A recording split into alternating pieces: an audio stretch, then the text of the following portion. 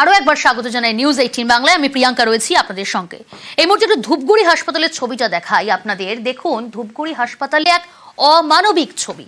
ঘন্টার পর ঘন্টা হাসপাতালেই পড়ে থাকলো দুর্ঘটনায় গুরুতর আহত মহিলা। প্রাথমিক চিকিৎসার পর জলপাইগুড়ি জেলা হাসপাতালে রেফার। কিন্তু কেন এরকম তাকে ফেলে রাখা হলো?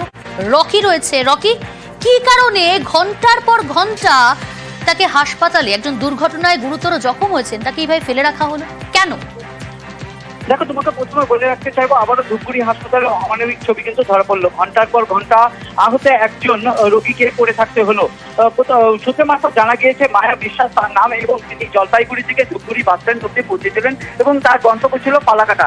ধূপগুড়ি বাস টার্মিনাসে পৌঁছানোর পর সেখানে গাড়ির জন্য যখন দাঁড়িয়েছিল, পাশ থেকে একটি মিনি বাস এসে তাকে টেনে হিঁচড়ে ভেতরে নেওয়ার চেষ্টা করে, কারণ যাত্রী হিসাবে। কিন্তু সেই সময় চালক গাড়ি এগিয়ে নিয়ে গেলে সে পড়ে যায় এবং তার পায়ের উপর দিয়ে কিন্তু সেই গাড়ির চাকা উঠে যায় এবং গুরুতর আহত অবস্থায় স্থানীয় বাসিন্দারা তাকে নিয়ে ধূপগুড়ি গ্রামীণ মহকুমা হাসপাতালে পৌঁছান। সেখানে যাওয়ার পর তাকে প্রাথমিক চিকিৎসা করার পর কিন্তু স্থানীয় বাসিন্দারাই তার বাড়ির লোকেদের সঙ্গে যোগাযোগ করে। কিন্তু দীর্ঘক্ষণ সময় কেটে গেলেও পুলিশ প্রশাসনের আধিকারিকরা সেখানে এসে জিজ্ঞাসাবাদ করলেও তাকে কিন্তু জলপাইগুড়ি হাসপাতালে রেফার করার যে ব্যবস্থা করবে তার কোনো রকমই করেনি বলে অভিযোগ।